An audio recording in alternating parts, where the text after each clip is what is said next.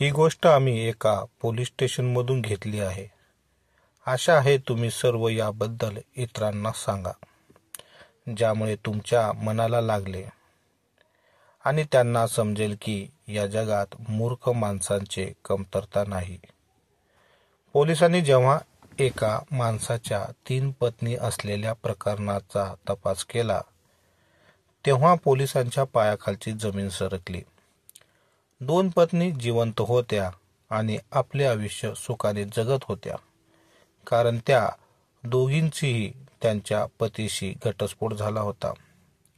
पण तिसरी पत्नी, तिची गोष्ट आम्ही त्या महिलेवर उपचार करणाऱ्या डॉक्टरांच्या तोंडून सांगणार आहोत. डॉक्टरांचे म्हणणे आहे की त्यांच्या संपूर्ण करिअरमध्ये असा केस त्यांनी कधीच पाहिला नव्हता. त्या महिलेला त्यांच्या समोर आणले गेले तेव्हा ती स्वतःच्या पायावर चालू शकत नव्हती, तर तिला 4 लोकांनी खांद्यावर उचलून आणले होते, एखाद्या प्रेतासारखे.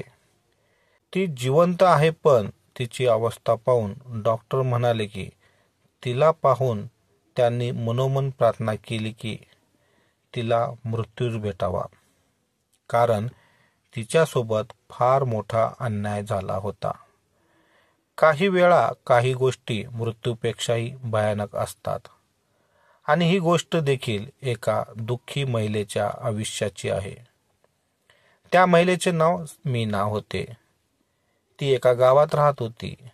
गावात राहणे काही वाईट नव्हते, पण डॉक्टरांना असं वाटले की हे सगळं कदाचित गावात राहिल्यामुळेच घडले. मीनाचा नवरा देखील गावातीलच होता, पण इतका देखणा माणूस डॉक्टरांनी पाहिला नव्हता. तो आपल्या बायकोसाठी खूपच चिंताग्रस्त होता. मीनाचा चेहरा अगदीच मरगळलेला दिसत होता. गाल आत गेलेले होते, रंग काळवंडलेला, आणि तिची अक्षरशः हाडाची आकृती वाटत होती. मीनाला पाहून डॉक्टर प्रशांत देखील हादरल्या. पण जर डॉक्टर आजारी पडल्या असत्या तर मीनाला मदत कोण करणार?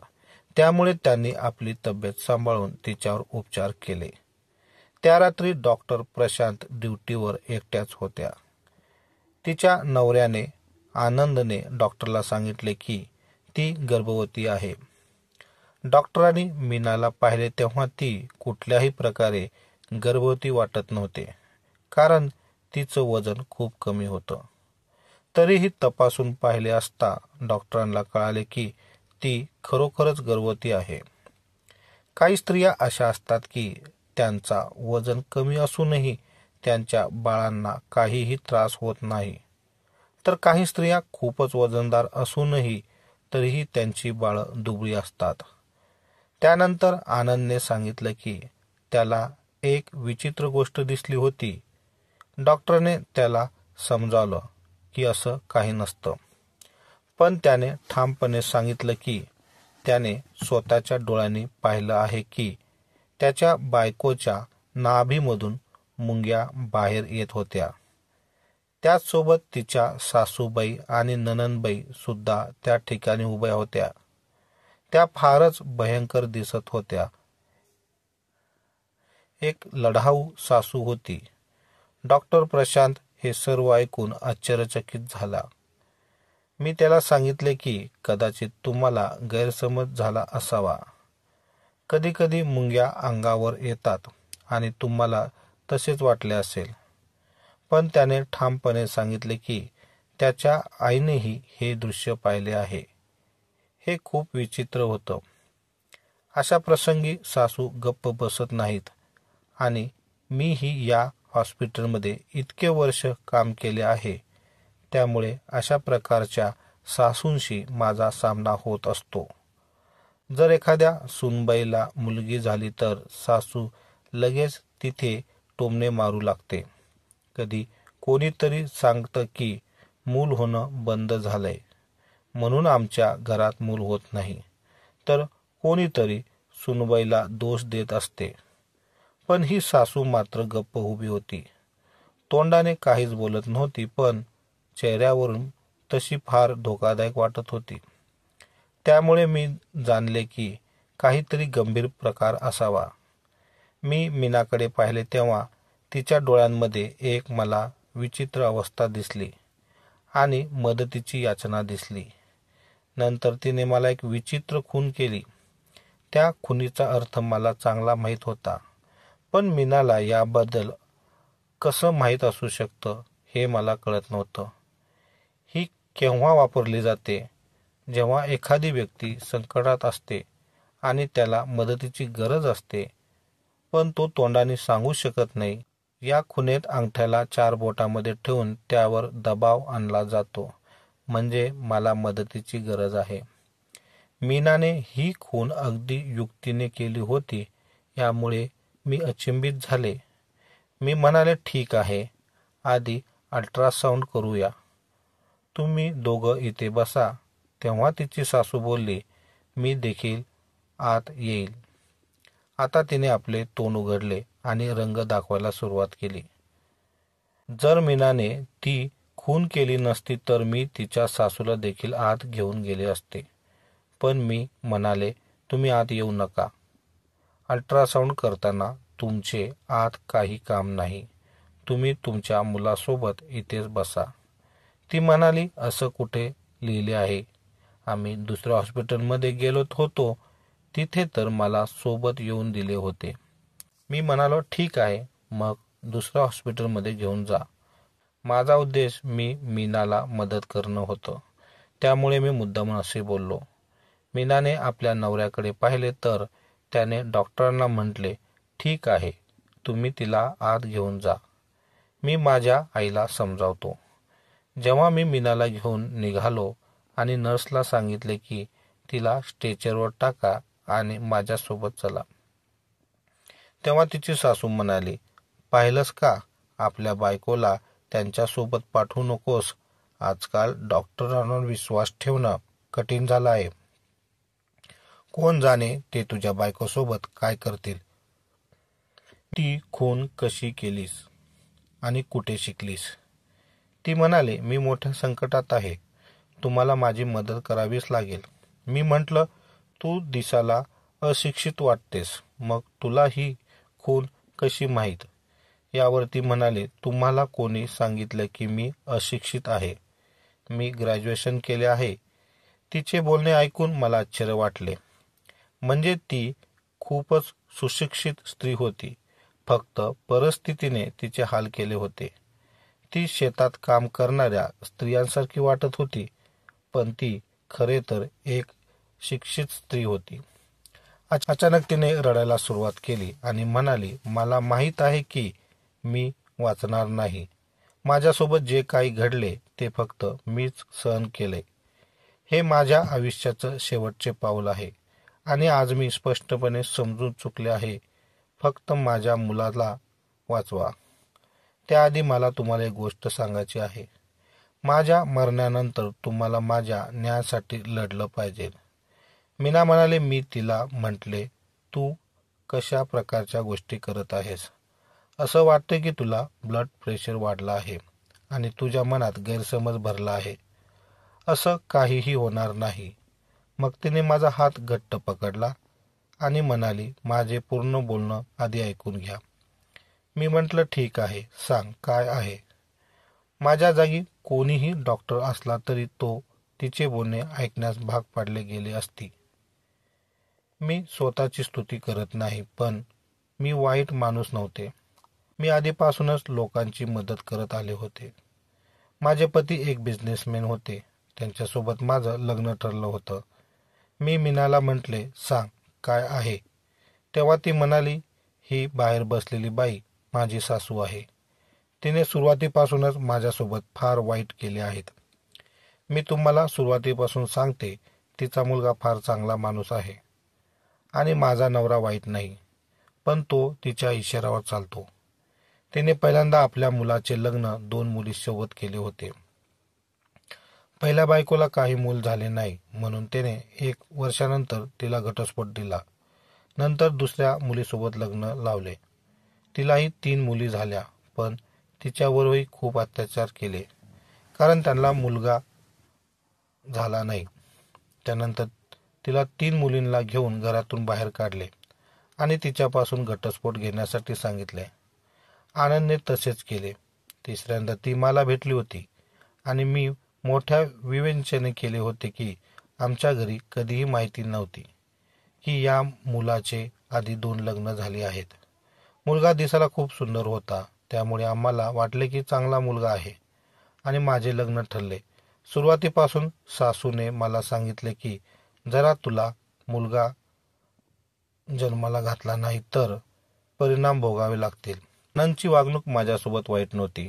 त्याने म्हटले, मी आधीच्या दोन्ही बायकांना पाहिले आहेत. त्या दोघेही मला आवडत होत्या आणि त्या वाईट नव्हत्या. दुसरी बायको तर 3 मुलाची आई होती, पण तीही निघून गेली. आता मी माझ्या मुलीचाही चेहरा पाहू शकत नाही. मुलगीच होत्या तरी पण त्या माझ्याच होत्या. माझ्या आईने तिला घराच्या बाहेर काढलं आणि आता मी तुझ्यासोबत राहायला ठरले आहे आणि मी पूर्ण आयुष्यभर तुझ्यासोबत राहू इच्छितो. मी माझे घर वाचवू इच्छित होते, त्यामुळे मी माझ्या नवऱ्याला काहीही सांगत नव्हते. पण आता मला पाऊल विचारपूर्वक टाकावे लागेल. ती मला लग्नाच्या पहिल्या महिन्यातच डॉक्टरकडे घेऊन गेली. डॉक्टरने सांगितले की थोडी समस्या आहे, पण औषधाने ठीक होईल. पण सासूने घरी आल्यावर आढावा केला की ही बाई तर बाळाला जन्म घालू शकत नाही आणि म्हणाली, आमच्या नशिबात सगळ्या अशा स्त्रिया लिहिल्या आहेत. माझ्या मुलाचं नशीब इतकं वाईट आहे. मी नवऱ्याला वचन देऊन सांगितलं की डॉक्टरने फक्त 3 महिन्याचा उपचार सांगितला आहे, पण त्यानंतर सर्व काही ठीक होईल. सासूने मात्र माझ्यासोबत असे वागायची सीमा ओलांडली होती. जेव्हा ती बाई असं म्हणाली तेव्हा मी विचारलं, आणखी तुमची सासू काय करत होती? मीना म्हणाली, ती मला कधी जडीबुट्या द्यायची तर कधी काढा बनवून द्यायची. तुम्हाला विश्वास बसणार नाही डॉक्टर साहेब, यापैकी माझं इतकं वाईट हाल केले होते आणि माझं जगणं खराब करून टाकले होते. तिने मला अनेक बाबाच्या ठिकाणी नेले. तिच्या एका ओळखीच्या माणसाने तिला सांगितले की पालक खाल्ल्याने स्त्रियांचे बांझपणा संपते. त्यामुळे तिने 3 महिने फक्त पालकच खायला लावला. मी फक्त पालक खाऊन खूप कमजोर झाले. मला काही चालता येत नव्हते ना उठता येत होते. मग मी म्हटले की हा पालक खात राहिले तर कदाचित मला नक्कीच मिळेल. देवाने अशी तरी माझ्यावर कृपा केली आणि मी गरोदर राहिले. पण माझी गरोदरची स्थिती केव्हा राहिली होती, जेव्हा माझ्या सासूने एका जुन्या बाबाजवळ इलाज करायला सुरुवात केली होती, जो स्वतःला बाबा म्हणायचा आणि डॉक्टरही म्हणायचा. त्याने मला एक अत्यंत विचित्र असा लज्जास्पद उपाय सांगितला होता. मी विचारलं, कसला उपाय? मीना म्हणाली, तो बाबा म्हणाला होता की 21 मुंग्या कुठून तरी पकडून आणाव्यात, त्या एका मलमलच्या कपड्यात ठेवून त्या स्त्रियाच्या नाभीवर बांधाव्यात. आता तुम्हाला वाटत असेल की हे खूप सोपं काम आहे, पण तुम्हाला माहीत आहे का डॉक्टर साहेब, कितीतरी मुंग्या अर्थ काय होतो? जेव्हा तिने फायर अटेन्शन म्हटलं तेव्हा मी हे ऐकूनच चकित झाले. मीना ती लाल रंगाच्या त्या मुंग्यांबद्दल बोलत होते. या आकाराने मोठ्या मोठ्या असतात आणि म्हणतात की जर त्या तुमच्या शरीरावर कुठे चावला तर तुम्ही मरूही शकता आणि त्यांच्या चावल्यामुळे खूप बदलक वेदना होतात. इतकेच नव्हे तर तापही येतो. आणि ही बाई त्या जिवंत मुंग्यांना माझ्या इतकी वेदना झाली की आता वेदना होणेही बंद झाले. आधी त्या मुंग्या जिवंत असायच्या, मला चावत असायच्या. त्या फालतू माणसाने जो स्वतःला पीर बाबा म्हणतो असं सांगितलं, जितकी तुमची सून ओरडे तितका तिच्यावरचा प्रभाव कमी होईल, कारण तिच्यावर जादू केला आहे. जर ती ओरडली तर तुम्ही त्या मुंग्यांना हटवू नका, तर तिच्याकडे लक्ष देऊ नका. थोड्या वेळाने ती आपोआप ठीक होईल. थोड्या वेळाने मी आपोआप बरे झाले. माझा पती थोडा बरा होता.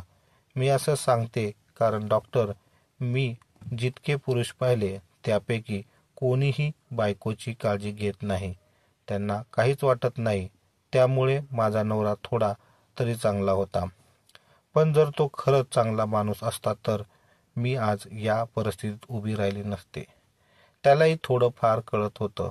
त्याने म्हटलं की आमचे भांडण होत होते तेव्हा मी त्याला सांगितलं की मला वाचव, तुझ्या आईला थांब. तर त्याने उत्तर दिलं की हाच तो उपाय आहे ज्यामुळे आपल्याला मूळ होणार आहे. त्या आई आणि मुलाचा असा विचार होता की एकदा त्यांना जे काही डोक्यात शिरले तेच सत्य म्हणून बसायचे. डॉक्टर, मी सांगितले की मला थोडी समस्या आहे आणि मी कधीच आई होऊ शकत नाही. पण तसं काही नव्हते. त्याने आपल्या आईच्या सांगण्यावरून पहिल्या बायकोला सोडले जी त्याच्या पसंतीने लग्न केलेली होती, आणि नंतर आईच्या सांगण्यावरून दुसऱ्या बायकोलाही सोडले जिने त्याला 3 मुली दिल्या होत्या. तर मग माझ्यासोबत चांगले कसे होऊ शकते? मी त्यांच्यासोबत राहू लागली. माझी अशी हालत झाली.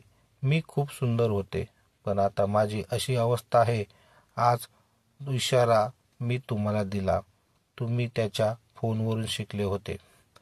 त्याच्या फोनमध्ये तो एक दिवस बोलत होता आणि त्यात मी हे शिकले जात होते. तिथून मी शिकवून घेतले. मी विचारले, तुझ्या आई वडिलांना हे सगळं माहीत आहे का? तुझ्या इतक्या बहिणी आहेत. तेव्हा मीना म्हणाले की एक वेगळीच गोष्ट आहे. मी हे सगळं माझ्या आईला सांगितले. तर आई म्हणाली, जर तू परत आलीस तर हे कोणाला सांगू नकोस, कारण अशा गोष्टींना सोडवणे कठीण असते. नाती तुटतात. आपल्या नवऱ्यासोबत नाते बिघडू नकोस.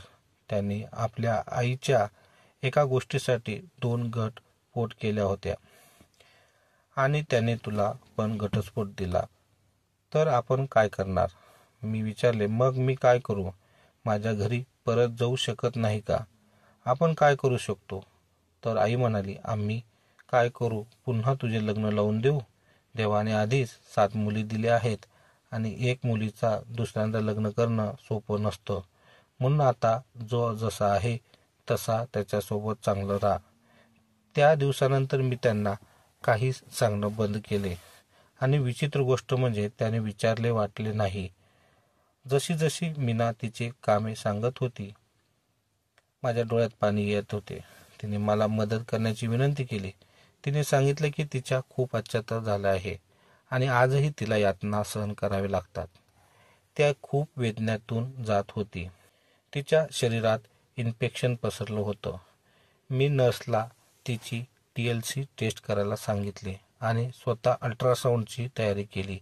मी विचारले, तू असंही करू शकली असती. ती सासूला सांगायची की तू सगळं करत आहेस, पण प्रत्यक्षात काहीच करू नकोस. एखादं खोटं सांगून टाक. मीना म्हणाले, डॉक्टर साहेब, माझ्या बाह्य रूपावर जाऊ नका. मी काय मूर्ख स्त्री नाहीये. मी शिक्षित आहे आणि मी त्या सगळ्यांचा नकार देणे शक्य नव्हतं, कारण माझ्या नवऱ्याला एकही गोष्ट माहीत होती. मी गर्भवती होते. त्याच्या बाळाची आई होणार होते. त्यांनीही मला मारले. मला याचा नाही तर त्याच्या माझ्यावर हात उचलण्याचे दुःख होते. आई वडिलांनी कधी माझ्यावर हात उचलला नाही, मारले नाही, शिव्या दिल्या नाहीत, पण त्यांनी माझ्या आयुष्यातील सर्वात मोठा निर्णय घेण्यात स्वातंत्र्य नाही दिले. तरी त्या लोकांना खुली संधी मिळाली. मला माहीत नाही त्या सासूच्या मनात काय विचार चालला होता. फक्त ती म्हणत होती की मुलगाच असावा आणि मुलगी नसावी. तिला मुलीवर तिरस्कार होता. मला असं वाटत होतं की ती पागल मानसिकरित्या असलेली आहे आणि ती त्या बाबाच्या जवळ मला घेऊन जात होती. त्या बाबावर माझ्या सासूला तिच्यापेक्षा जास्त विश्वास होता. कधी कधी मला वाटत होतं की त्यांच्यात अनैतिक संबंध आहेत. मीना त्रासत होती. कदाचित त्यामुळेच ती सगळं बोलत होती. त्या गोष्टी ऐकून मी तर नक्कीच झाले, पण मला खात्री होती की असं होऊ शकत, कारण जिथे अशा जाहीर लोकांची वस्ती असते तिथे कुठल्याही गोष्टीची अपेक्षा केली जाऊ शकते. तिथे लोक एकमेकांच्या विरोधात देखील वाईट सांगू शकतात आणि गावातील लोकांसाठी हे सांगता येईल की त्यांना काहीच माहिती नसते, कारण ते साधे असते. पण प्रत्येक गुन्ह्यांच्या मागे एक जाहीरपणा असतोच. पुरुषांना विचारून पहा, बहुतेक गुन्हेगारासाठी कितीही लोकांचा संबंध गावाशी असतो. ते गावातले लोक असतात, कारण तिथे सर्वात जास्त अडाणीपणा असतो आणि त्याच्यामध्ये अन्यथा पिकण्याची काहीच नसते. ते साधे शिकलेले नसतात आणि आपल्या मुलांना देखील जास्त शिकवत नाहीत. तिथे काही खास सुविधा नसतात. मीना देखील अशा प्रकारच्या परिसरातून आली होती. माझं हॉस्पिटल शहराच्या मध्यभागी नव्हते. ते शहरापासून 7 किलोमीटर दूर होते. त्यामुळे तिथे अनेकदा गावाकडचे रुग्ण येत होते. मीना देखील अशाच एका गावातून आली होती. मी अल्ट्रासाऊंडची तयारी केली आणि मीनाकडे पाहिले. तिचे स्कॅन करताना मशीनच्या स्क्रीनवर पाहून मला भीतीचा धक्का उडाला. ती अजूनही जिवंत होती. तिच्यावर काय होऊ शकते हे पाहून मी स्तब्ध झाले. ती म्हणाली, माझ्या हृदयात आता कुठल्याही आशा नाही. जरा या बाळाला काही जीवन असेल. फक्त त्याला पॅनिक अटॅक आला. कारण माझ्या समोरचे दृश्य भयानक होते. माझ्यासोबत ड्युटीवर कोणीच नव्हते. मग मी लगेच एक डॉक्टरला कॉल केला. ती एका लग्न समारंभात होती. माझं ऐकून ती घाबरली. तिच्या लग्नात नसती तर कदाचित ती लवकर पोचली असती.